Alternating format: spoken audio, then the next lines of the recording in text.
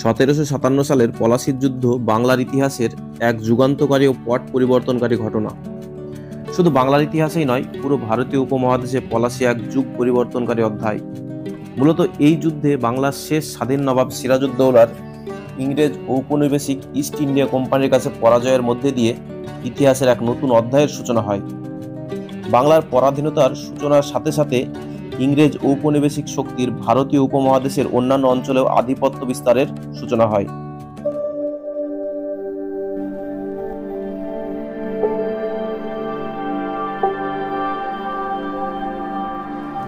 মধ্যযুগে পৃথিবীর এক সমৃদ্ধতম জনপদ ছিল বাংলা। সমৃদ্ধতম এই দেশে ব্যবসার মাধ্যমে নিজেদের ভাগ্যকে পরিবর্তন করার জন্য আগমন ঘটে পর্তুগিজ, ডাচ, ইংরেজ, ফরাসি সহ অন্যান্য ইউরোপীয় বণিকদের। 1658 সালের দিকে ইংরেজ বণিকরা প্রথম বাংলায় আগমন করে। ইস্ট ইন্ডিয়া কোম্পানি নামে প্রাথমিকভাবে শুধু ব্যবসার জন্য তারা ভারতের অন্যান্য অঞ্চলের মতো বাংলায় প্রবেশ করে, কিন্তু কালক্রমে তাদের বাণিজ্যিক আকাঙ্ক্ষার সাথে সাথে ভারতীয় উপমহাদেশে রাজনৈতিক ও সাম্রাজ্য বিস্তারের আকাঙ্ক্ষাও বৃদ্ধি পেতে থাকে।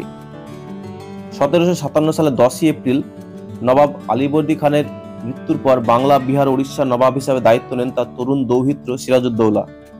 যদিও নবাব আলীবর্দী খানের ইচ্ছা অনুসারেই সিরাজউদ্দৌলা সিংহাসনে আরোহণ করেন, তবে ক্ষমতায় আরোহণের পরপরই তাকে সিংহাসনের বিভিন্ন প্রতিদ্বন্দ্বীর মোকাবিলা করতে হয়। ক্ষমতায় আরোহণের পরপরই ইংরেজ ইস্ট ইন্ডিয়া কোম্পানির সাথে নবাব সিরাজের বিরোধ দেখা দেয়। প্রথমত তার সিংহাসন আরোহণের পর কোম্পানির তার সাথে সৌজন্য সাক্ষাতে না আসা এবং পরবর্তীতে তার প্রতিদ্বন্দ্বী শওকত জংকে তাদের সমর্থন প্রদানে নবাব তাদের প্রতি অতিশয় ক্রুদ্ধ হন। উপরন্তু বাণিজ্যিক ক্ষেত্রে অনিয়ম ও দুর্নীতির কারণে তিনি তাদেরকে শায়েস্তা করার সিদ্ধান্ত গ্রহণ করেন। 1756 সালের 16ই জুন নবাব সিরাজউদ্দৌলা বাংলায় ইংরেজ ইস্ট ইন্ডিয়া কোম্পানির শক্তিশালী ঘাঁটি কলকাতা ফোর্ট উইলিয়াম দুর্গ দখল করেন এবং তাদেরকে কলকাতা থেকে বহিষ্কার করেন। কলকাতার তিনি নতুন নামকরণ করেন আলীনগর। কিন্তু মাদ্রাজ থেকে জেনারেল রবার্ট ক্লাইভ ও অ্যাডমিরাল চার্লস ওয়াটসনের নেতৃত্বে ইংরেজ বাহিনী কলকাতায় আগমন করে। বাংলায় কলকাতার নবাবের গভর্নর মানিক চাঁদ বিশ্বাসঘাতকতা করে আত্মসমর্পণ করলে 1857 সালের 2রা জুন ইংরেজরা কলকাতা দখল করে। নবাব ইংরেজদের বাধা প্রদান করতে আসলেও তার বাহিনীর অবস্থা লক্ষ্য করে ইংরেজদের কলকাতায় অবস্থান করে শুল্কহীন ব্যবসা ও তাদের ফোর্ট উইলিয়াম দুর্গকে বহাল রাখার বিষয়কে স্বীকার করে 1857 সালের ফেব্রুয়ারিতে একটি চুক্তি স্বাক্ষর করেন। এটি ইতিহাসে আলীনগরের চুক্তি হিসাবে পরিচিত।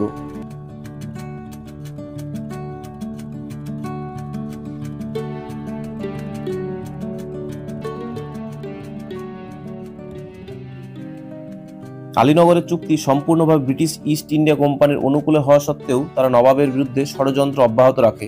জগৎ শেঠ, রাজবল্লভ, উমিচাঁদ, স্বরূপচাঁদ সহ নবাবের দরবারের প্রভাবশালী সদস্যদের নিয়ে তারা নবাবকে ক্ষমতা থেকে উৎখাতের ষড়যন্ত্র করতে থাকে।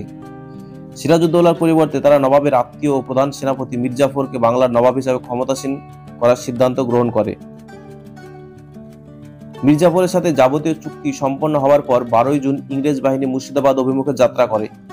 পথে হুগলি, কাটোয়া বিভিন্ন স্থানে ইংরেজদের বাধা দেওয়ার জন্য বাংলার সেনাবাহিনীর অবস্থান থাকলেও সেনাপতিদের বিশ্বাসঘাতকতার কারণে ইংরেজ বাহিনী কোনো প্রকার বাধা ছাড়াই মুর্শিদাবাদের দিকে অগ্রসর হয়। 1000 ইউরোপীয় সৈনিক, 2000 ভারতীয় সেপাই এবং 8টি কামান নিয়ে এই বাহিনী গঠিত ছিল। কোনো প্রকার অশ্বারোহী বাহিনী এই বাহিনীতে অন্তর্ভুক্ত ছিল না। ইতিমধ্যে নবাব সিরাজউদ্দৌলা ইংরেজ বাহিনীর অগ্রগতির সংবাদ পেয়ে তাদের বাধা দেওয়ার জন্য মুর্শিদাবাদ থেকে বের হন। 15,000 অশ্বারোহী, 35,000 পদাতিক সেনা, 53টি কামান নিয়ে বাংলার সেনাবাহিনী ইংরেজদের অগ্রগতি প্রতিহতের জন্য অগ্রসর হয়। এছাড়া ফরাসি বণিকদের পক্ষ থেকে সিনফ্রের নেতৃত্বে একদল ফরাসি সৈন্য নবাবের মুখে অংশগ্রহণ করে।